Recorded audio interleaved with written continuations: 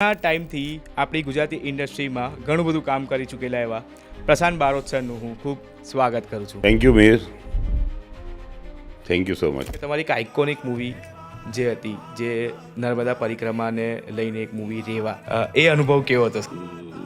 અદ્ભુત અનુભવ હતો અને આઈ એમ બ્લેસ્ડ બાય ગોડ કે હું રેવાનો પાર્ટ બન્યો.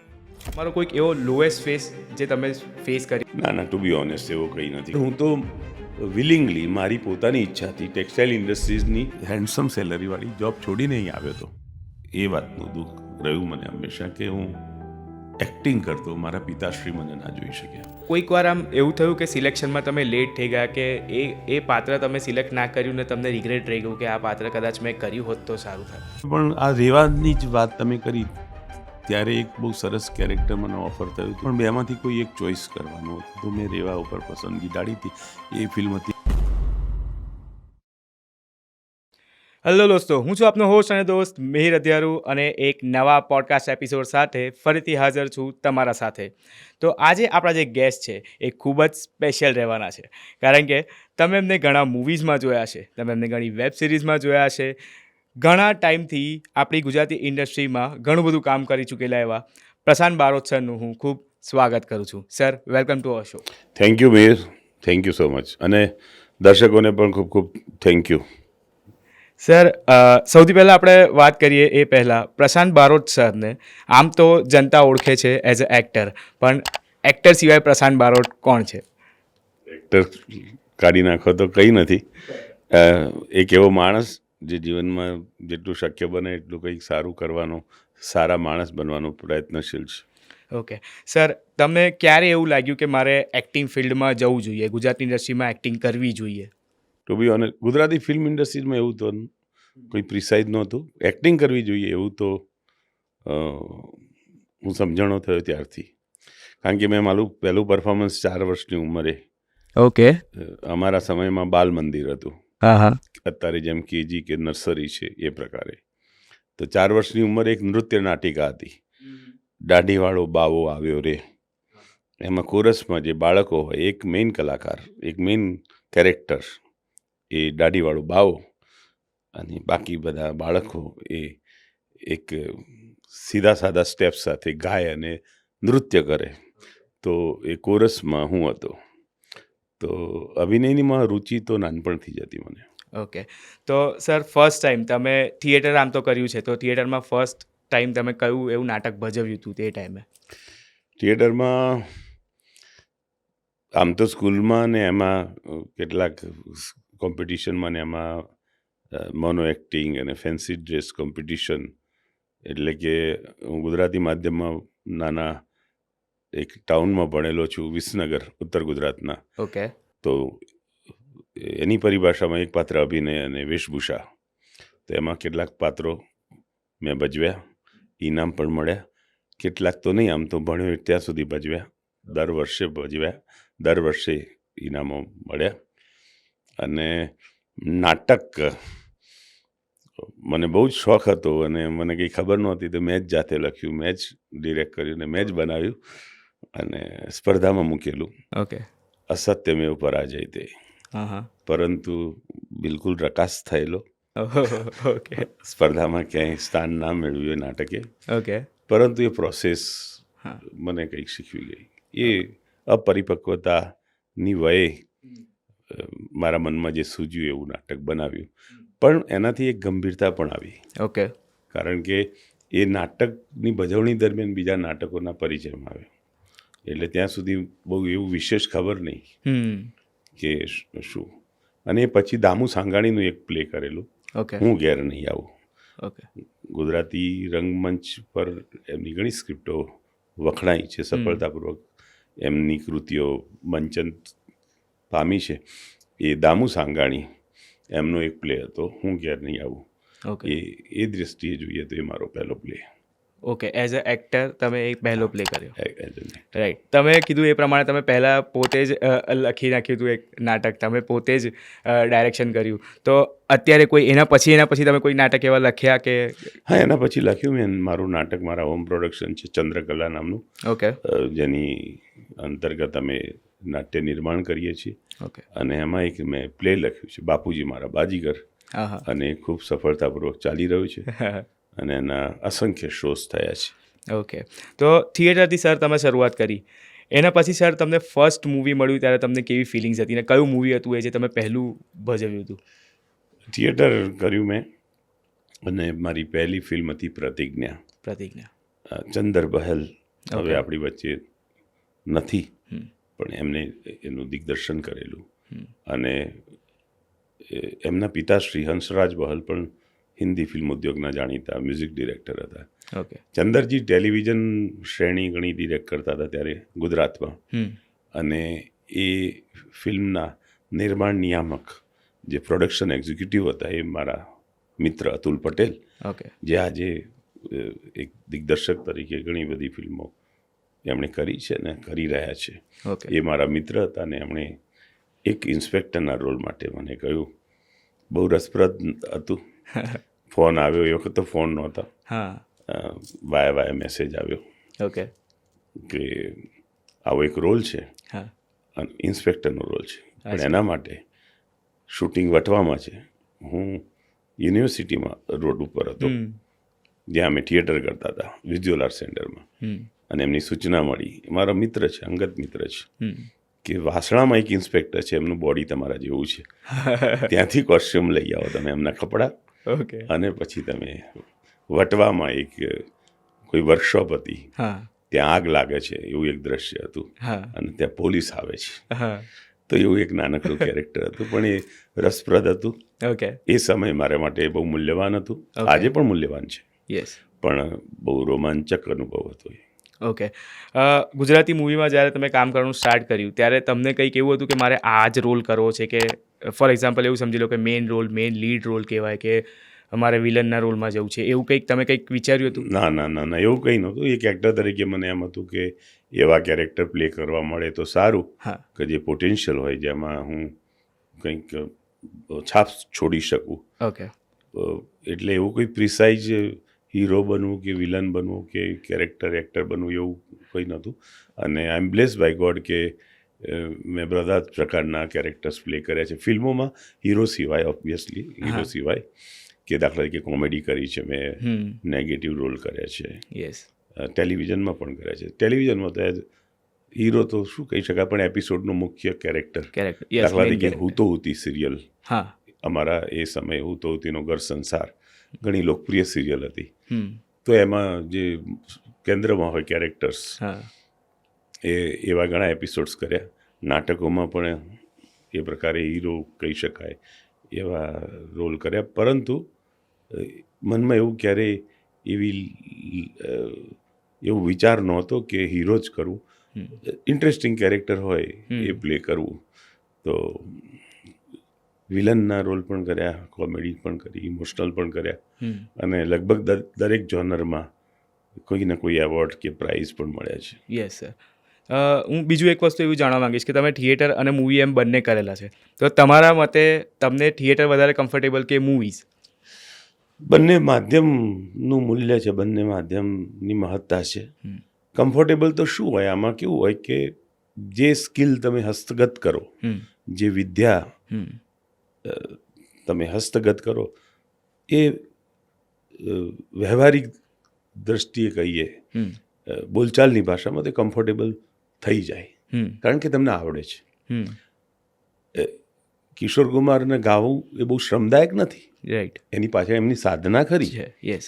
પણ એક વખત એમની એ સિદ્ધિ અથવા તો એ સ્કિલ હસ્તગત કરી દીધી, પછી તમે ઊંઘમાંથી ઉઠાડીને કહેશો તો એટલું જ સરસ ગાશે. રાઈટ. કે એક મેકેનિક હોય અને આપણા સ્કૂટરનું ટાયર બદલવું હોય તો આપણને કેટલું મશક્કત થાય છે, રાઈટ. અને પેલો રમતા રમતા એને છોડી દે છે. એટલે કમ્ફર્ટની વાત નથી. બંને માધ્યમ મૂલ્યવાન છે, એનું પોતાનું આગવું મહત્વ છે, અને એ પરસ્પર એકબીજાને રિપ્લેસ પણ ના કરી શકે. રાઈટ. સર, બીજી એક વસ્તુ એવી કે પહેલાં જે મૂવી ચાલતા હતા, પહેલાં જે મૂવી બનતા હતા, ને અત્યારે જે અર્બન મૂવી તરફ ગુજરાતી ઇન્ડસ્ટ્રી જઈ રહી છે, તો એ બંનેનો ડિફરન્સ તમને કેવો લાગે છે કે ગુજરાતી મૂવીઝ હવે આગળ જઈ રહી છે, તો પહેલાં કરતાં જે મૂવીઝ છે હવે સુધરી રહ્યા છે? એટલે પરિવર્તન છે. સારી વાત, પરિવર્તન છે, પણ પહેલાં ખરાબ હતી ને અત્યારે સારી છે એ હું અંગત રીતે નથી માનતો. ઓકે અને અર્બન શબ્દ સાથે પણ હું સહમત નથી. ફિલ્મ હોય છે, ઓકે તમે એના કરતાં આગળના સમયમાં ડોક્યુ કરો તો શરૂઆત થઈ હતી ત્યારે ઈશ્વર પેટલીકરની, પન્નાલાલ પટેલની કંકુ કે પેલું ઈશ્વર પેટલીકરની એક સરસ વાર્તા હતી, કદાચ વેરની વસૂલાત, મારા સ્મરણમાં નથી અત્યારે, પણ એ બધી સાહિત્યિક કૃતિ ઉપર ફિલ્મો બનેલી જ છે. ભૂતકાળમાં પણ શહેરી પૃષ્ઠભૂમિવાળી ફિલ્મો બનેલી જ છે. ઓકે એટલે એવું નથી કે અર્બનવાળું જે અત્યારે સામાન્ય રીતે લોકોના મોઢે અથવા તો એક એવું પ્રસ્થાપિત થઈ ગયું છે કે આ શહેરી ફિલ્મ, યસ, તો એવું તો કંઈ છે નહીં. ત્યારે પણ એવી ફિલ્મ બનતી હતી. અરુણ ભટ્ટે પારકી થાપણ કરેલી, એ રવિન્દ્રનાથ ટાગોરની ખૂબ સુપ્રખ્યાત વાર્તા હતી, નૌકા ડૂબી. ઓકે એના ઉપરથી બંગાળી ફિલ્મ પણ બની છે, હિન્દી પણ બની છે, નાટકો પણ બન્યા છે. એના ઉપરથી પારકી થાપણ બની હતી. ઓકે તો એને તમે અર્બન નહીં કહો, અથવા તો અર્બન એટલે એવું તો નહીં જ કહી શકાય કે પેન્ટ શર્ટ પહેર્યા છે કે શહેરનું બંગલો છે એટલે અર્બન, અને ગ્રામ્ય વિસ્તાર છે કે આપણા પરંપરાગત વસ્ત્રો પહેર્યા છે એટલે રૂરલ ફિલ્મ, એવું નથી. પરિવર્તન એ તો સમાજનો નિયમ છે. દરેક જગ્યાએ પરિવર્તન આવે છે. ટેલિવિઝનમાં પરિવર્તન આવ્યું છે. કરેક્ટ. એક સમયે હમલોગ અને ખાનદાન અને એ પ્રકારની શ્રેણી ચાલતી હતી, તમસને, એમાં થોડું વધારે કમર્શિયલાઇઝ થયું. અને આજે સાસ બહુવાળી સિરિયલ વચ્ચે બહુ જ ચાલી. હવે ફરીથી પાછા નવા પ્રયોગો, નવી વાતો ચાલે છે. થિયેટરમાં પણ એવું હતું, તો સિનેમામાં પણ એ પરિવર્તન થયું છે. પણ ટેકનિકલી જે ઇલેક્ટ્રોનિક રેવોલ્યુશન થયું, જે પરિવર્તન આવ્યું, ક્રાંતિ સર્જાઈ, એનો લાભ મળ્યો છે વધારે ગુણવત્તાસભર ફિલ્મ બનાવવાનો. અને નવી જનરેશન નવા વિચારો, નવા એક્સપ્રેશન સાથે ફિલ્મ બનાવે છે, તો એ પણ આવકારદાયક છે. ઓકે સર, તમે પહેલાં જૂના એક્ટર્સની આપણે જો વાત કરીએ, એમના સાથે તમે કામ કરેલું છે. હવે નવા એક્ટર સાથે પણ તમે કામ કરી રહ્યા છો. ન્યૂ કમર્સ જે એક્ટર્સ આવી રહ્યા છે, તે કંઈક એવી કોઈક મિસ્ટેક કરી રહ્યા હોય જે તમારા ધ્યાનમાં આવી રહી હોય કે અત્યારે બિગેસ્ટ મિસ્ટેક કહેવાય જે નવા એક્ટર્સ આવી રહ્યા છે એમની? આઈ એમ નોટ ક્વોલિફાઈડ. એવી યોગ્યતા નથી ધરાવતો કે કોઈની મિસ્ટેક્સ વિશે હું કંઈ કમેન્ટ કરું. પણ એ તો હ્યુમન બિઈંગ છે. કોઈથી કંઈ ક્ષતિ હોય, આપણે મનુષ્ય છીએ તો એમાં કંઈક ને કંઈક અપૂર્ણતા તો રહેવાની. ઉમાશંકર જોશીએ સરસ વાત કરી હતી કે અપૂર્ણતા એ મનુષ્યનું સૌંદર્ય છે.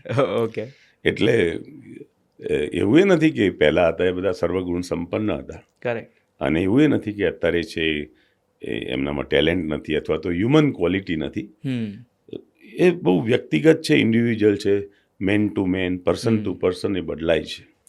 પણ હું એના વિશે તો હું શું કહી શકું? હું મારી જ ઉણપ હું ઓછી કરી શકું, મારામાં જ જે ખામી છે એને હું દૂર કરી શકું તો હું ઈશ્વરનો આભારી થઈશ. સર, બીજી એક ઇમ્પોર્ટન્ટ વસ્તુ તમારા જોડે વાત કરવાની હતી. તમે આટલી મોટી જર્ની તમારી અત્યારે ઇન્ડસ્ટ્રીમાં છે, તમે આટલા ખાસા ઘણા વર્ષોથી કામ કરી રહ્યા છો, તો તમારો કોઈક એવો લોએસ્ટ ફેસ જે તમે ફેસ કર્યો હોય તમારો? ના, ટુ બી ઓનેસ્ટ એવું કંઈ નથી. કારણ કે ફ્રસ્ટ્રેશન એવું તો મને ક્યારેય એવું અનુભવાયું નથી. એનું કદાચ કારણ એ પણ એ હશે કે મારી જીવનશૈલી પણ ખૂબ સરળ છે. એવું નથી કે હું બહુ જ અભાવમાં જીવેલો માણસ છું. મારું બાળપણ પણ એક રીઝનેબલ સુખી ઘરમાં, કરોડપતિ નહીં તો ખાતું પીતું ઘર, આપણી ગુજરાતી ભાષામાં કહીએ, આનંદ ઉલ્લાસથી, જ્યાં તમને પૌષ્ટિક ખોરાક મળે, ત્યાં તમને ડ્રાય ફ્રૂટ્સ ને ફ્રૂટ્સ મળે દરરોજ, જ્યાં તમને સારું શિક્ષણ મળે, એ પ્રકારના એક પરિવારમાં હું જન્મ્યો છું. પરંતુ જીવનશૈલી સરળ હતી.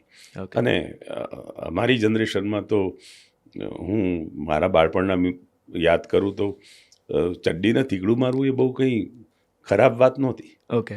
એટલે જેનો સબમર્સિબલ પંપનો કારખાનાનો માલિકનો દીકરો પણ થીગડાવાળી ચડ્ડી પહેરે કે અમે પહેરીએ, એ કદાચ એ સમયગાળો એવો હતો કે જ્યાં જરૂર છે ત્યાં પૈસા વાપરવા.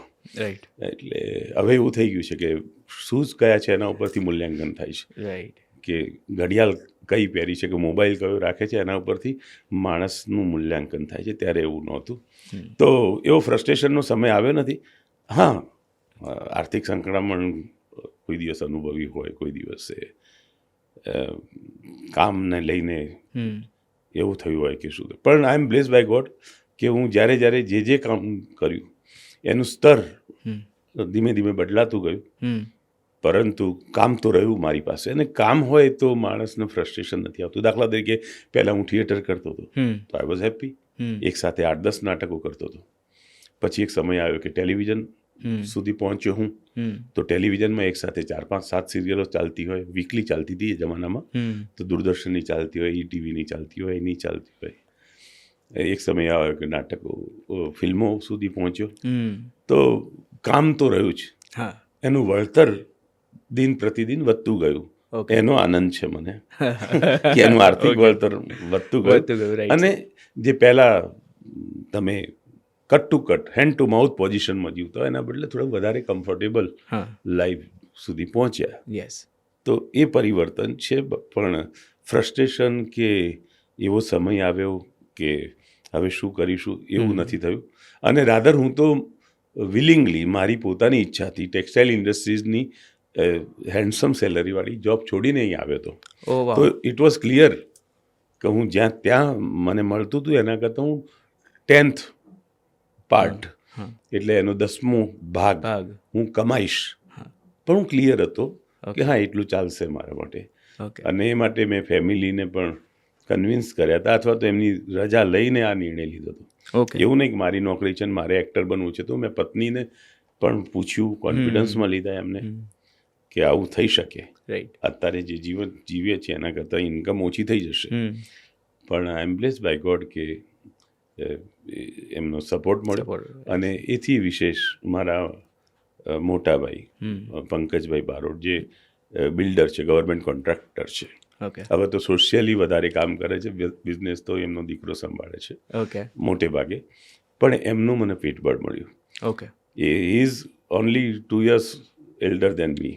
એટલે એવું નહીં કે અમારાથી 8-10 વર્ષ મોટા હતા, પણ કોન્ફિડન્સ એમનો એટલે બહુ જ કે છોડ ને તું તારે એક્ટિંગ કરવી છે ને તું કર, હું બેઠો છું ને, હું સંભાળી લઈશ. કંઈ તકલીફ પડે તો હું બેઠો છું, તું તને ગમે છે એ કામ કર. સો એ હું માનું છું કે ઈશ્વરની સૌથી મોટા આશીર્વાદ મારા માટે. અને એમનું એ પીઠબળ, એમનું માત્ર પીઠબળ નહીં, જ્યારે જરૂર પડે સામાજિક, કૌટુંબિક, આર્થિક, મોરલી, માનસિક રીતે તો પણ એ મારી પાસે ઊભા હોય કે અરે ડોન્ટ વરી યાર, હું છું ને, બધું છોડીને કોન્ટ્રાક્ટર બની જજે, મારી જોડે આવજે, આપણે ભેગા ધંધો કરીશું. તો એ પીઠબળ એણે મને ખાસું.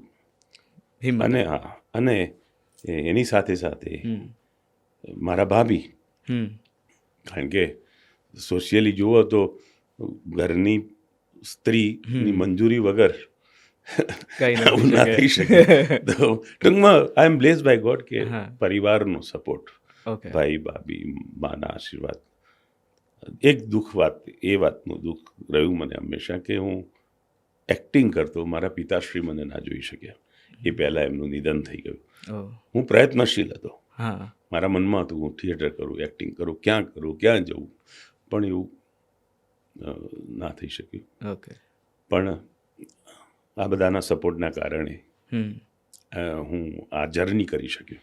સર, તમે તમારા પેશનને ફોલો કર્યું, ઇન શોર્ટ. Yes sir. તમારા કરિયરમાં તમે પેશનને ફોલો કર્યું. તો અત્યારે નવા યંગસ્ટર્સ જે છે એમણે પણ પેશનને ફોલો કરવું જોઈએ એવું તમારું માનવું છે? બિલકુલ. આમે તમારું ગમતું કામ હોય કરવાનું અને માત્ર પેશનને ફોલો કરવું જોઈએ. એથી વિશેષ હું એ કહેવા માગું છું કે જો કલાનું ક્ષેત્ર છે એટલે કોઈ એવું તો ખાતરી નહીં આપી શકે અથવા તો એવું નહીં કહી શકે કે નિપુણતા મેળવી લીધી. પરંતુ હું એટલું ચોક્કસ કહીશ, જે નવોદિત છે સવિશેષ એમને, કે જો તમને કોઈ પણ તમારા ગમતા કાર્યક્ષેત્રમાં, એ પછી એક્ટિંગ હોય, સિંગિંગ હોય કે ફિલ્મ મેકિંગ હોય, એમાં તમને રસ હોય તો ચોક્કસ તમે એમાં પ્રયત્ન કરો. પરંતુ 2-3 બાબતો જે પ્રાઇમરી વાત છે ને એ સમજી લેવા જેવી છે. એક તો તમારી પોટેન્શિયાલિટી અથવા તો તમારું અંદરનું બેઝિક સ્ટફ છે કે નહીં એ ચકાસવું ખૂબ જરૂરી છે. એક્ટર તો ઘણા બધાને બનવું હોય, પણ અંદર એ કાચો માલ પડ્યો છે હમ કે ખાલી ગ્લેમરથી અંજાઈને એક્ટર બનવું છે, ઓકે અને જો પડ્યો છે તો એને કેવી રીતે વધારે ને વધારે શાર્પ તમે કરી શકો, એની વધારે ને વધારે સ્કિલ કેવી રીતે ડેવલપ કરી શકો, યસ અને એ પછી તમે એમાં પ્રયત્ન કરો, અને પછી પણ સફળતા ના મળે તો એને સ્વીકારી લો. કારણ કે હું એવું માનું છું કે માત્ર પુરુષાર્થ કરવો જ જોઈએ, આપણો ધર્મ જ. યોગ્યતા કેળવવી જ જોઈએ, એના માટેની મહેનત કરવી જોઈએ, તમારા પરફોર્મન્સ ઇમ્પ્રુવમેન્ટ થાય, તમે ઇન્ડસ્ટ્રીઝમાં જે પરિવર્તન થાય છે એને તમે અપડેટ કરો. આજે હું કોઈ 25 વર્ષનો યંગ છોકરો ડિરેક્ટ કરતો હોય, એને મારે ફોલો થવાનું છે, એ મારી ડ્યુટી પણ છે, મારી જવાબદારી છે કે એણે જે કન્સીવ કર્યું છે, એણે જે વિચાર્યું છે એ પાત્ર મારે એને પોર્ટ્રેટ કરીને આપવાનું છે. રાઈટ. તો મારે આ સતત અપડેટ થવું જ જોઈએ. હું મારી જૂની માન્યતાઓને વળગી રહું કે હું તો અમે આમ કરી હતી ને પિક્ચર તો સિલ્વર જ્યુબિલી થઈ હતી, તો એ કદાચ આપણી પ્રગતિને રૂંધી નાખે અથવા તો આપણી કામના વિકાસને પણ રૂંધી નાખે. તો એ બધી ચકાસણી કરી અને મહેનત કરવાની. અને આફ્ટર ઓલ હું અંગત રીતે તો માનું છું ઈશ્વરમાં, જેને બીજા શબ્દોમાં આપણે નસીબ કે નિયતિ કે ડેસ્ટિની કહીએ છીએ. તો આપણું કર્મ, પુરુષાર્થ, યોગ્યતા કેળવીને યોગ્ય દિશામાં પુરુષાર્થ. કારણ કે ઘણી વખતે શું થાય છે, ખોટી ખોટી જગ્યાએ પુરુષાર્થ થાય છે, એ પુરુષાર્થ નથી હોતો, પછી એ વૈતરું થઈ જાય છે. કરેક્ટ. ઘણી વખત લોકો, હું મુંબઈમાં 10 વર્ષ રહ્યો ત્યારે ઘણા લોકો મેં જોયા કે સવાર પડે ને ફોટોગ્રાફ્સ લઈને ઓફિસ ટુ ઓફિસ ફોટો આપે, ઓડિશન આપે, પણ ખરેખર જે ઓડિશન આપે છે એમાં જે ઇમ્પ્રુવમેન્ટ લાવવું છે એમને બિચારાને સમજણ જ નથી કે આ જે હું કરું છું એ અપૂરતું છે. રાઈટ. એમને એમ જ છે કે આ ફોટો સ્પ્રેડ કરીશું, આપીશું, ડોર ટુ ડોર જઈશું તો કામ મળશે. તો એ યોગ્ય દિશામાં, યોગ્ય સ્માર્ટ મહેનત, yes, hard work and smart work, yes. તો એ કરવાનું ને પછી ઈશ્વરને કહેવાનું કે હવે તમને યોગ્ય લાગે એ કરો. Right sir. મુંબઈમાં પણ તમે કામ કર્યું છે, ગુજરાતી ઇન્ડસ્ટ્રીમાં પણ તમે કામ કરી રહ્યા છો. ડિફરન્સ શું છે બંને વચ્ચે? નહીં, એ વિશેષ ડિફરન્સ નહીં, પણ ઓબ્વિયસલી વર્ક કલ્ચર, ઇન્ફ્રાસ્ટ્રક્ચર. કારણ કે મુંબઈમાં ગુજરાતી ટેલિવિઝન પણ મેં કર્યું, ગુજરાતી થિયેટર પણ કર્યું મુંબઈમાં, હિન્દી ટેલિવિઝન પણ કર્યું, હિન્દી ફિલ્મો પણ કરી. તો આ બધા કાર્યક્ષેત્રો અથવા તો એના જોનર બદલાય છે, તો એક તો ઇન્ફ્રાસ્ટ્રક્ચરનો ફેર પડે છે પહેલો તો, કારણ કે ફંડ બદલાય છે. બીજું, હું એવું માનું છું કે થોડું વર્ક કલ્ચર ઘણું બદલાય છે. ઓકે. એટલે વર્ક કલ્ચર બદલાય છે, એ કોઈ પણ એક સેન્સિબલ એક્ટરને કે કોઈ એક ઉત્સાહી એક્ટર હોય અથવા ડેડિકેટેડ એક્ટર હોય એને મદદરૂપ થાય. રાઈટ. વિથ ઓલ રિસ્પેક્ટ, પણ દાખલા કે ઉદાહરણ આપું કે તમે એક થિયેટર કરતા હોય નાના સ્તરનું, જો કે મુંબઈમાં તો થિયેટર પણ બહુ નીટ એન્ડ ક્લીન પ્રોડક્શન થાય છે, ગુજરાતી ભાષાની રંગભૂમિને એમણે સરસ. અમદાવાદમાં પણ થાય છે, અમદાવાદમાં ક્યારેક ક્યારેક ડિસએપોઇન્ટ થાય એવું પણ થતું હોય છે, પણ મુંબઈમાં તો વધારે પ્રોફેશનલિઝમ છે, એ વાત સ્વીકારવી પડે. એ સ્વીકારીશું તો આપણે સુધારી શકીશું આપણી ભૂલોને કે આપણી મર્યાદાઓને. પણ બીજું એવું પણ મારો અનુભવ એવો છે કે દાખલા કે હું ટેલિવિઝન કરતો હોઉં, એને એક મર્યાદિત બજેટ હોય, તો એમાં દિગ્દર્શક, હું પણ આવી ગયો એમાં, એક્ટર, કેમેરામેન, એક મર્યાદિત સ્કિલના હોઈ શકે. ઓકે. એવું જરૂરી નથી કે બજેટ ઓછું છે તો એ લોકો, પણ હોઈ શકે. રાઈટ. તમે થોડાક ઉપર જાઓ, બજેટ બદલાય તો બધા જ ના ફીસ બદલાય, તો થોડુંક બેટર સ્કિલવાળા માણસો હોઈ શકે. રાઈટ. એનાથી ઉપર જાઓ તો એમાં, કારણ કે બધું ફિલ્ટર થઈને જ ઉપર જાય છે. Right sir. તો ઘણી વખત મને એ અનુભૂતિ થઈ કે મારા સપોર્ટ સિસ્ટમના કારણે હું વધારે આઉટપુટ આપી શકું. ઓકે. રાઈટ. એટલે એનો અર્થ એ નથી કે જે ઓછા બજેટવાળા કામ કરતા હોય એમાં અનસ્કિલ્ડ હોય અથવા તો એમની સ્કિલ બહુ પુઅર હોય, એવું નથી કહેતો, પણ જાણે અજાણે આ બજેટની હળવાશ ને મોકળાશ હોય તો જે તે પ્રોડક્શન હાઉસ એનું ચયન પણ થોડુંક વધારે બેટર કરશે, થઈ જશે. રાઈટ. અને મોર ઓર લેસ થોડું બેટર વેલ સ્કિલ્ડ યસ. લોકો આવશે. તો એવો ફર્ક ક્યારેક મેં અનુભવ્યું છું, દર વખતે નહીં, પણ વર્ક કલ્ચર ખાસ, ડિફરન્સ આવે. કાર્ય સંસ્કૃતિ. સર, બીજી એક વસ્તુ એવી કે ઘણી બધી ગુજરાતી મૂવીઝમાં અત્યારે એવું જોવા મળી રહ્યું છે કે મૂવીઝ બહુ બધી આવી રહી છે, પણ કદાચ એ ઘણા લોકોને ખબર નથી પડતી કે થિયેટરમાંથી આવીને જતી રહે છે. તો ત્યારે એક સારી મૂવી પણ કદાચ સારી સ્ટોરી પણ આપણે કદાચ રહી જતી હશે જોવાની, કે લોકો સુધી પહોંચવાની. સર, એમાં તમે શું માનો છો કે એમાં ક્યાં આપણે પાછા પડી રહ્યા છે ગુજરાતી ઇન્ડસ્ટ્રી આમાં?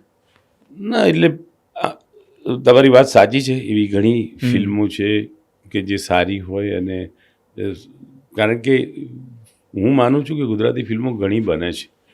એવરેજ 70, 80, 90, ક્યારેક તો વર્ષની 90 કે 100 પણ બનેલી છે, પણ એબાઉ 60 તો બને જ છે. હવે એ ગુજરાતની અત્યારે જે પ્રેક્ષક વર્ગ છે, અથવા તો અત્યારે જે પ્રકારે ઇન જનરલ ફિલ્મો ચાલે છે, તો એની પોટેન્શિયાલિટી એટલી નથી કે આટલી પિક્ચર બેર કરી શકે. ઓકે. અને માંડ થોડુંક પ્રેક્ષક સુધી પહોંચી હોય ત્યાં તો એ ફિલ્મ નીકાળવી પડે, કારણ કે પાછળ બીજી ફિલ્મો રિલીઝ માટે તૈયાર હોય. એટલે એ સમસ્યા છે, અને એનો ઉકેલ તો મને ખબર નથી કે શું હોય. પણ એ તમારી વાત સાથે હું સહમત છું કે આ ભરમાડમાં આ બેક ટુ બેક ફિલ્મો રિલીઝ થાય છે, એમાં કેટલીક સારી વાર્તા અને સારી ફિલ્મો પણ એને નુકસાન પહોંચે છે. અને એનું એવું પણ ઉદાહરણ છે હવે તો આપણી પાસે લાલો જેવી ફિલ્મ, કે જેને બિલકુલ નહિવત શો, નહિવત પ્રેક્ષકો હતા, અને જેન્યુઅન માઉથ પબ્લિસિટીથી એ ફિલ્મ એટલી બધી સફળ થઈ કે કેટલીક જગ્યાએ તો હિન્દી ફિલ્મોને ઉતારી અને એના શોઝ વધાર્યા. તો હું આશા રાખું કે સારી બધી જ ફિલ્મોને લાલો જેવું થાય એની સાથે. અને રિસન્ટલી કદાચ એમને હિન્દીમાં પણ ડબ કરવામાં આવી મૂવીને. તો એવું પણ આપણે જોઈ શકીએ છીએ કે એકલી ગુજરાતી ઓડિયન્સ નહીં, હિન્દી ઓડિયન્સે બી આપણી ગુજરાતી મૂવીઝ જોવામાં એટલો ક્રેઝ રહે છે. આપણે જ્યારે છેલ્લો દિવસ મૂવીની વાત કરીએ તો એ પણ હિન્દીમાં કરવામાં આવી હતી. તો ગુજરાતી ઇન્ડસ્ટ્રી જે બોલિવૂડ, અત્યારે સાઉથ ઇન્ડસ્ટ્રીની આપણે વાત કરીએ તો સાઉથ ઇન્ડસ્ટ્રીના ઘણા બધા મૂવી હિન્દીમાં ડબ થાય છે કે હિન્દીમાં રીમેક થાય છે. તો ગુજરાતી મૂવીઝમાં હવે એ શરૂઆત થઈ રહી છે. તો આપણે સાઉથની જે અત્યારે લેવલ છે એ લેવલ પર આપણે ગુજરાતી ઇન્ડસ્ટ્રી પહોંચી શકશે ક્યારે પણ? નથિંગ ઇઝ ઇમ્પોસિબલ, પણ સાથે સાથે એવી બિલકુલ કાલ્પનિક કલ્પનાઓ પણ ન કરવી જોઈએ. સાઉથની ફિલ્મોનું ટોટાલિટીમાં જે કામ હોય છે એ ખરેખર વન્ડરફુલ હોય છે. ઓકે. તો કદાચ જે રીતે આપણે આટલે સુધી પહોંચ્યા છીએ કે ભૂતકાળમાં નેશનલ એવોર્ડ આટલા નહોતા મળતા. આ છેલ્લા 5-7 વર્ષમાં મળ્યા છે. કચ્છ એક્સપ્રેસને, રોંગ સાઈડ રાજુને, રેવાને, પછી પણ કોઈ એક ફિલ્મ, માફ કરજો હું ભૂલી ગયો, બીજી પણ કોઈ એક ફિલ્મ હતી એને મળ્યા હતા. એવું આ સાતત્યપૂર્ણ જે રીતે મળતા થયા છે એ ભૂતકાળમાં એવું નહોતું. બહુ જ પહેલાં માનવીની ભવાઈને મળેલો, પન્નાલાલ પટેલની નોવેલ પર આધારિત ફિલ્મ. એવોર્ડ મળેલા છે આપણને, કંકુને મળ્યો છે ને બહુની ભવાઈને મળ્યો છે, ઘણી બધી ફિલ્મોને વિવિધ અને પ્રતિષ્ઠિત એવોર્ડ મળે છે. પણ જે સાતત્યપૂર્ણ કેન્દ્ર સરકારના નેશનલ એવોર્ડ આપણને મળ્યા છે હમણાં, એ તો બહુ સારી નિશાની છે. તો હું આશા રાખું કે હજુ આગામી જનરેશન જે આવશે એ કંઈક એવું પણ કામ કરશે કે આપણે જેમ અત્યારે આપણે સાઉથની ઇન્ડસ્ટ્રીની વાત કરીએ છીએ, ગુજરાતી ફિલ્મ ઇન્ડસ્ટ્રીની વાત કરે, તો બી ઓપ્ટિમિસ્ટિક. ઓકે. મારો એક સવાલ એ હતો કે તમારી એક આઇકોનિક મૂવી જે હતી, જે નર્મદા પરિક્રમાને લઈને એક મૂવી રેવા, એ અનુભવ કેવો હતો સર? કારણ કે એ મૂવી જોતાં અમને એક અલગ અનુભવ થયો હતો કે એની પરિક્રમાનું જે ઇમ્પોર્ટન્સ છે, જે નહોતા સમજતા એ પણ આ મૂવીના થ્રુ સમજતા થયા છે. તમારો કેવો અનુભવ હતો ત્યાં? બિલકુલ અદ્ભુત અનુભવ હતો, અને આઈ એમ બ્લેસ્ડ બાય ગોડ કે હું રેવાનો પાર્ટ બન્યો. અને એ ફિલ્મને લોકોનો પ્રેમ મળ્યો અને લોકોને અનુભૂતિ મળી રેવા થકી. એને નેશનલ એવોર્ડ મળ્યો, અમને પણ ઘણું એના લીધે રેકગ્નાઇઝેશન મળ્યું. કેટલીક ખાનગી સંસ્થાઓએ એમને પણ સન્માન અને એવોર્ડ્સ આપ્યા. રેવાનું મારા અંગત જીવનમાં તો એવું પરિવર્તન આવ્યું. તો અદ્ભુત મૂવી. ઈશ્વરમાં મને શ્રદ્ધા છે, પર્યાવરણમાં શ્રદ્ધા છે, અથવા તો આપણા આધ્યાત્મિક વારસામાં શ્રદ્ધા છે મને. રેવા ફિલ્મ કર્યા પછી એવું થયું કે હું જ્યારે મુંબઈ જો જવાનું હોય ને બાય ટ્રેન જવાનું હોય તો રાત્રે 2 વાગે પણ મને એમ થાય કે અલાર્મ મૂકો, ભરૂચમાં નર્મદા આવશે ત્યારે એના દર્શન કરીએ. રાઈટ. તો આ પરિવર્તન, હું પહેલાંય મુંબઈ જતો હતો, મુંબઈ રહેતો હતો પહેલાં, પણ આસ્થાએ હતી. એવું નહીં કે નર્મદા માટે આસ્થા નહોતી. ચોક્કસ એને વંદન કરતો હતો, સિક્કો પણ નાખતો હતો, પણ આ નાઇટ્સની જર્ની હોય તો સૂઈ ગયા હોય તો નીકળી જાય. હવે એવું થાય કે નર્મદાના દર્શન કરીએ, તો એલાર્મ મૂકો, આટલા વાગે ભરૂચ આવશે. તો આ એક પેલું ઇમોશનલ કનેક્ટ થઈ રીતે એ ફિલ્મ કનેક્ટ થઈ મને. રાઈટ. અને આવું તો એની અનુભૂતિ તો મેં ઘણા પ્રેક્ષકોના મોઢે પણ સાંભળ્યા છે કે નર્મદા જોઈને અમને તો ખૂબ આનંદ થયો, અથવા તો અમને કંઈક અલગ ભાવ વિશ્વમાં લઈ ગઈ એ ફિલ્મ. તો થેન્ક ગોડ. સર, એના પહેલાં તમને ખ્યાલ હતો નર્મદા પરિક્રમા વિશે? જે પરિક્રમા વિશે ખ્યાલ હતો, આટલું ડિટેલમાં નહોતો, પણ એ ફિલ્મ મને મારા દિગ્દર્શક શ્રી રાહુલ બોલે ને વિનીત કનોજિયાએ એ ફિલ્મ વિશે મને વાત કરી હતી 6-1 મહિના પહેલાં. અને એમણે મને કહ્યું કે તત્વમસી આધારિત એક ફિલ્મ બનાવીએ છીએ. એટલે મેં તત્વમસી તો વાંચેલી હતી, ફરીથી વાંચી, પરંતુ અમૃતલાલ વેગડની ને નર્મદાના તીરે તીરે ને બીજી નર્મદા પર આધારિત બીજી પણ કેટલીક સાહિત્યિક કૃતિઓ હતી, એ હું રિફર કરી ગયો. ઓકે. તો મને જાણે અજાણે કંઈક ને કંઈક પ્રત્યક્ષ પરોક્ષ રીતે મારા કેરેક્ટરને પ્લે કરવામાં મને મદદરૂપ થાય. તો એ બધું વાંચન કર્યું પછી વિશેષ લગાવ અથવા તો વધારે નિકટ આવ્યો, વધારે ઇમોશનલી કનેક્ટ થયો નર્મદા સાથે. ઓકે. તમે જે વાત કરી એ પ્રમાણે ઘણા બધું જ્યારે તમારા પાસે કોઈક સ્ટોરી નવી આવતી હોય અને એ સ્ટોરી તમે એક્સેપ્ટ કરો કે હા હવે મારે આ રોલ ભજવવાનો છે, તો આખા જેટલા બી મૂવીઝ બનાવવામાં જેટલા લોકોનો ભાગ હોય એમાં એક એક્ટરનો પણ એક ઇમ્પોર્ટન્ટ પાર્ટ હોય છે. તો સર, તમે એ સ્પેસિફિક રોલ માટે તૈયારી કેવી રીતના કરતા હો છો? આખી સ્ક્રિપ્ટ પહેલાં તો વાંચીએ. જો એ કોઈ રેફરન્સ અથવા તો કોઈ સત્ય ઘટના પર આધારિત હોય તો એનો હું અભ્યાસ કરું. જો ન હોય તો એના દિગ્દર્શક સાથે, એના લેખક સાથે હું ચર્ચા કરું. કેટલાક મારા મનમાં પ્રશ્નો ઊભા થયા હોય એના વિશે પૂછું. હું એવું કરું છું કે હું મારું એક કાલ્પનિક વિશ્વ બેકડ્રોપ બનાવું. ઓકે. હું દાખલા કે હું છોકરાનો ફાધર છું કોઈ ફિલ્મમાં, તો બરાબર છે, ફાધર છું, પણ એ ફાધર કેવો હશે, એનો શું વ્યવસાય હશે, નિવૃત્ત છે કે પ્રવૃત્ત છે, નોકરી કરે છે કે ધંધો કરે છે, એનું હું તો લોકેશનનું પૂછું છું કે આપણે ક્યાં શૂટ કરીએ છીએ. રાઈટ. તે એના આધારે પણ હું થોડુંક કાલ્પનિક એનું વિશ્વ ઊભું કરું. રાઈટ. કે આ આવું છે, અથવા તો એની પત્નીને આ રીતે વાત કરે છે, એના દીકરા સાથે આ રીતે વાત કરે છે, તો એ આવું હશે. તો એવી રીતે હું એક ચિત્ર બનાવું મારા માનસમાં, મારા મનમાં, અને એ રીતે હું પોર્ટ્રેટ કરું કેરેક્ટરને, અને પછી એને પકડીને દિગ્દર્શકની અને લેખકના શબ્દો અને દિગ્દર્શકનું દિગ્દર્શન એ અને મેં કરેલી કલ્પનાઓ એના રંગો ભરીને એક ચિત્ર બનાવવાનો પ્રયાસ કરું. દાખલા તરીકે અમે એક ફિલ્મ કરી હતી, ભારત મારો દેશ છે. ઓકે. એ એવા લોકોની વાત હતી કે જેમની પાસે આધાર કાર્ડ નથી, વિચરતી ને વિમુખ જાતિ.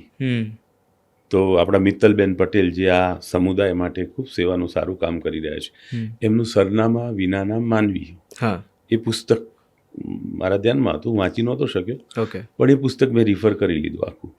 તો એમાં વિચરતી ને વિમુખ જાતિના લોકોની સમસ્યા, એ લોકોનો સંઘર્ષ અને ઘણી બધી વાતો હતી. તો ઇટ્સ હેલ્પ મી. અને એ સ્ક્રિપ્ટમાં પણ એનો થોડો આધાર હતો, અને બાકીનું થોડુંક લેખકની પોતાની કલ્પના હતી, પણ એ મને મદદરૂપ થાય, તો હું એવું કરું.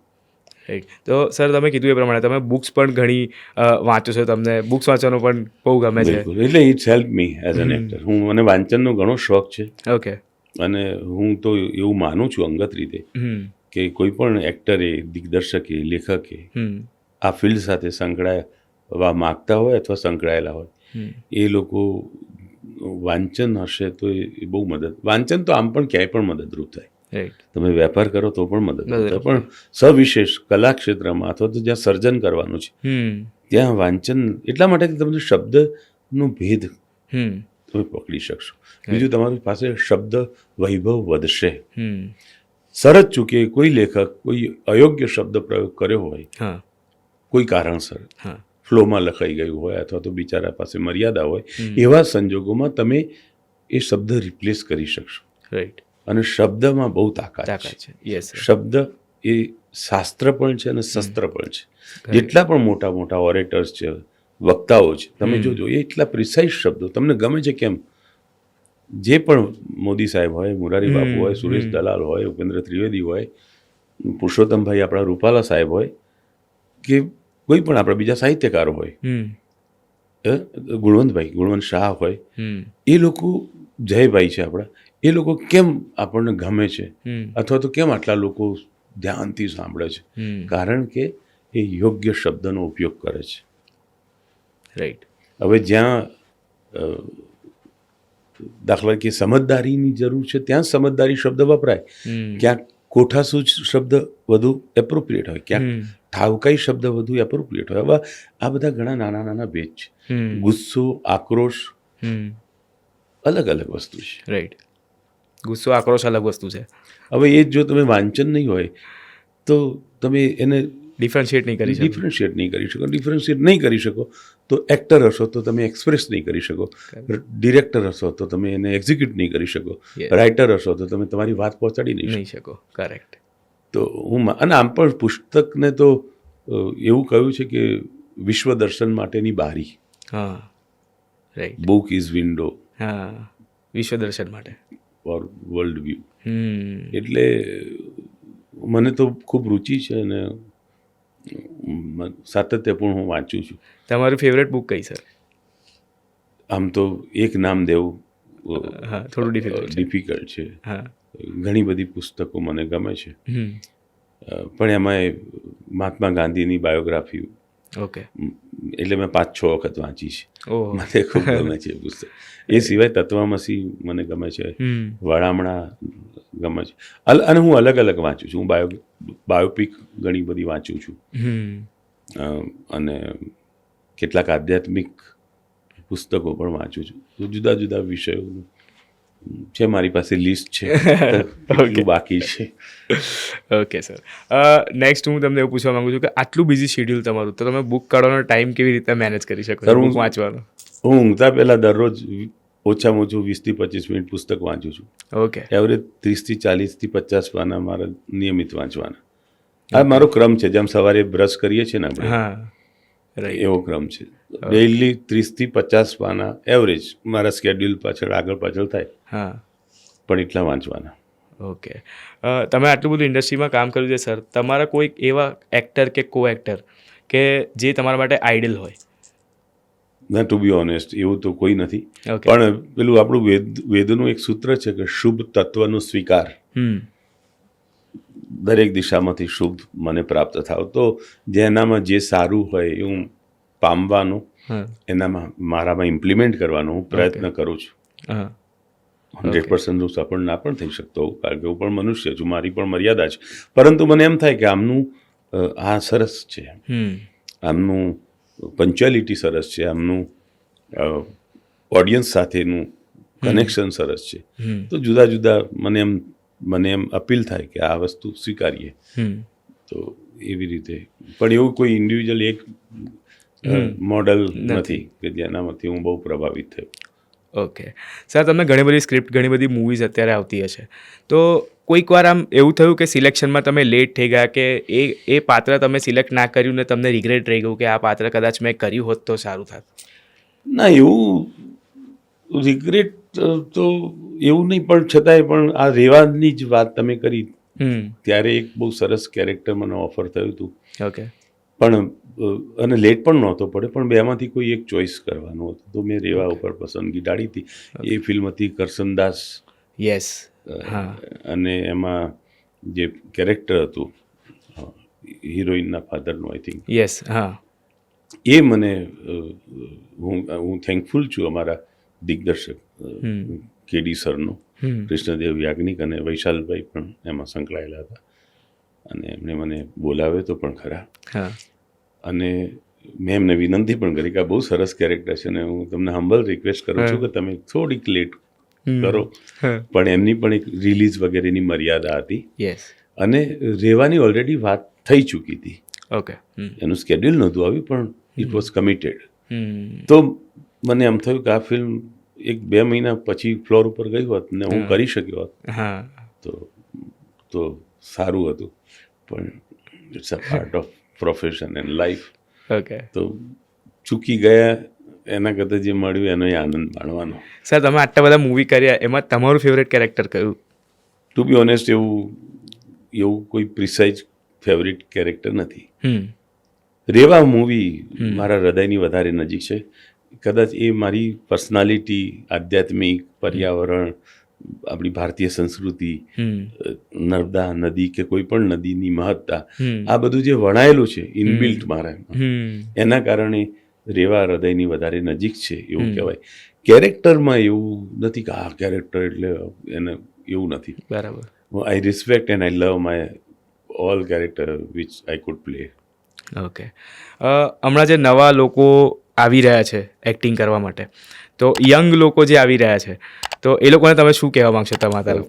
આઈ would like to say once again I am not qualified to advise anyone, પણ હું એમને એટલું તો કહીશ, કારણ કે હું એક વખતે શ્રેયસ ફાઉન્ડેશનમાં જ આવો એક કાર્યક્રમ હતો ને મને બોલાવ્યો હતો ને આવો પ્રશ્ન પૂછ્યો હતો, તો મેં એમને કીધું હતું કે હું યોગ્યતા નથી ધરાવતો કે હું કોઈને સલાહ આપું. ત્યારે શ્રેયસ ફાઉન્ડેશનના જ એક ખૂબ વયોવૃદ્ધ મહિલા હતા, ભૂલી ગયો એમનું નામ ને, પણ બહુ જ વિદ્વાન હતા.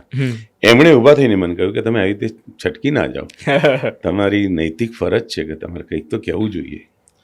તો મને પણ રિયલાઇઝ થયું કે ના હું એવી રીતે, મેં એમને કહ્યું મેં તો હું દંભ નથી કરતો, ખરેખર હું નથી, કારણ કે હું પોતે જ હજુ તો મથામણમાં છું કે મારી જાતને વધારે યોગ્ય બનાવું from all aspect, as an actor, as an human being. પણ એમને કીધું કે ના, તમારા અનુભવના આધારે કંઈક કહેવું જોઈએ. તો હું અમારા અનુભવના આધારે નવોદિતોને કે જે લોકો આ ફિલ્ડમાં આવવા ઈચ્છે છે એમને કહીશ કે 2-3 વસ્તુ તમે ચકાસીને જાઓ. એક તો એ કે બેઝિક સ્ટફ તમારામાં છે કે નહીં એ ચકાસો. પહેલાં તો આપણી પોતાની મર્યાદા કે ખામી શોધી શકીએ ને, એ પણ બહુ મોટી ઉપલબ્ધિ છે. ઓકે. નહીં તો ખબર જ ના હોય ને. મને ખબર જ ના હોય કે હું એક્ટિંગ કરું છું એ અપૂરતી છે, અથવા તો એમાં સ્કોપ છે ઘણો મોટાનો. જો મને ખબર જ ના હોય ને તો એ બહુ અવરોધરૂપ બને મારા માટે. રાઈટ. તમે ઇન્ટરવ્યુઅર છો, હવે તમને ખબર જ ના હોય કે ઇન્ટરવ્યૂ કેવી રીતે લેવો, એ ભૂલ થાય એ સ્વીકૃત છે. કામ કરીશું તો ભૂલ થશે, પણ એ ભૂલ થાય એ તમને ખબર પડવી જોઈએ કે યાર પેલું કર્યું મેં, રોલ કર્યો, પણ આ ભૂલ થઈ, ફરીથી વિચાર કરવું પડે, આવું ના થાય. રાઈટ. હવે ઘણી વખત શું થાય છે એ ખબર જ નથી હોતી, માત્ર કોન્ફિડન્સના આધારે જ નીકળી જાય છે. રાઈટ. અથવા લુકના આધારે જ નીકળી જાય છે કે આટલી લુક છે તો ચાલી ગઈ છે, અથવા તો 2-3-4 નાની ઉંમરે સફળ થયેલા કલાકારોના રેફરન્સથી જ નીકળી જાય છે. રાઈટ. અહીં તો જો ને ક્યાં માગતો હતો પ્રશાંત બારોટ, તો ઇન્ટરવ્યુ કહેતા હતા વાંચન કરવું જોઈએ, આને તો આવડતું નથી, ના તો હીરો બની ગયો. બરાબર છે, એ તમે એવી દલીલ કરી શકો, પણ હું એવું કહું છું કે પહેલાં તો ચકાસો કે તમારા જેન્યુઅન એ સ્ટફ, એ બેઝિક કાચો માલ છે જે કાર્યક્ષેત્રમાં તમે જવા ઈચ્છો છો, એક્ટર બનવા, ડિરેક્ટર બનવા, રાઇટર બનવા, એ છે તો સરસ, એને શાર્પ કરો. એના માટે શું શું જરૂર પડે, એના માટે તમારું ફાઉન્ડેશન મજબૂત કરો. થિયેટર, હું અંગત રીતે કહીશ કે થિયેટર એક એવી પ્રવૃત્તિ છે કે કોઈ પણ કલાકારને સરસ ઘડવા માટે તૈયાર કરી દે. એ પહેલાં થિયેટર કરવું જોઈએ, હું એવું માનું છું. ઓકે. એવું ના કરો તો એક્ટર ના બનાય, એવું નથી. એવું નથી. એવા ઘણા બધા એક્ટર્સ છે જેને થિયેટર નથી કર્યું ને અદ્ભુત કામ કરે છે. રાઈટ. હું અંગત રીતે માનું છું કે જો તમારી પાસે સમય હોય, તમારી પાસે અનુકૂળતા હોય, એ ઓપોર્ચ્યુનિટી હોય, કારણ કે અત્યારે શું થાય છે, બધાને ગ્લેમર અને મોટા સ્ક્રીન ઉપર જ આવવું છે, થિયેટર નથી કરવું. રાઈટ. હા. અને થિયેટર છે ને એ તમે એને કમર્શિયલી મૂલવશો ને તો નહીં મેળ પડે. થિયેટરને વ્યવસાય એટલે આર્થિક કેલ્ક્યુલેશન કરશો ને, થિયેટર એ બ્લેન્ડિંગ છે. રાઈટ. થોડું આર્ટ ફોર્મ, થોડાક પૈસા મળે, થોડું સંતોષ મળે, થોડું શીખવા મળે, એવું છે. હાર્ડકોર નથી કે તમે ગયા અને શૂટિંગ પતી ગયું, પેકઅપ થઈ ગયા અને લો તમારા પૈસા. થિયેટરમાં 40-50 દિવસ રિહર્સલ કરીને પહેલા શોના દિવસ પૈસા મળે, રાઈટ. અને એમાં ફ્લોપ થઈ જાય તો બીજો શો ના થાય. બરાબર છે. પણ એ એડે નથી જતું. હા, શીખેલું 40-50 દિવસમાં તમે જે કર્યું છે ને કામ, એ નિષ્ફળતા પણ તમને કંઈક શીખવી જાય છે. રાઈટ. એટલે હું તો એવું કહીશ કે તમારી જાતને વધારે સજ્જ બનાવો. થોડું તમારી ભાષા ઉપરનું પ્રભુત્વ હોવું જોઈએ, તમારું ફિટનેસ ઉપરનું પ્રભુત્વ હોવું જોઈએ, અને તમારા ગમતા કાર્યક્ષેત્રમાં તમે મહેનત કરી અને પુરુષાર્થ કરી નાખો. શોર્ટકટ નહીં વિચારો. શોર્ટકટથી કશું નહીં થાય. રાઈટ. અને સ્માર્ટ વર્ક કરો. તમારી મહેનત વૈતરું ના હોવી જોઈએ. તમને તો એમ થાય કે બિચારો સવારે ઉઠીને 25 ઓફિસમાં જઈ આવ્યો, ફોટા આપ્યા, બાયોડેટા આપ્યા, ઓડિશન આપ્યું, પણ નથી થતું કામ. પણ એ આપ્યા પહેલાંની તૈયારી કરી છે. બરાબર. એ કેરેક્ટરને પરફોર્મ કરવાની તૈયારી કરી છે કે એમ જ નીકળી ગયા છો? ભાષા ઉપરનું પ્રભુત્વ છે? બોડી લેંગ્વેજ શીખ્યા છો? પોસ્ચર જેસ્ચર શીખ્યા છો તમે? વોઇસ મોડ્યુલેશન શીખ્યા છો તમે? હવે એ નથી શીખ્યા અને તમે ખાલી ઓડિશન આપશો તો નહીં ઉદ્ધાર થાય. ખોટી મહેનત. તો સાચી દિશામાં સાચી મહેનત કરી અને પેશન્સ રાખીને આગળ વધો. ઓકે.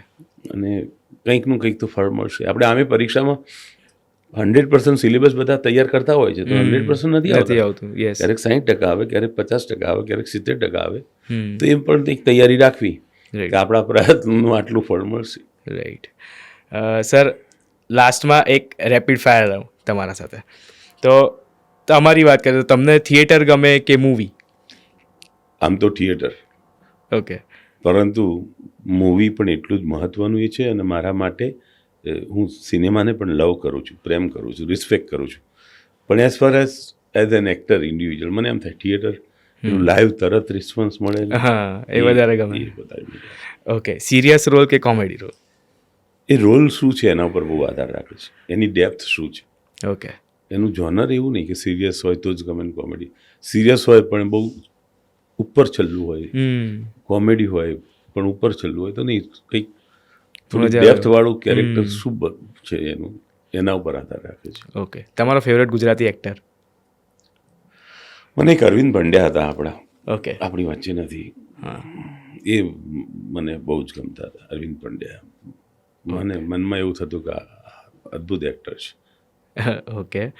તમારો કોઈક એવો ડ્રીમ રોલ કે હજુ સુધી તમે વેઇટ કરી રહ્યા છો એ રોલનો?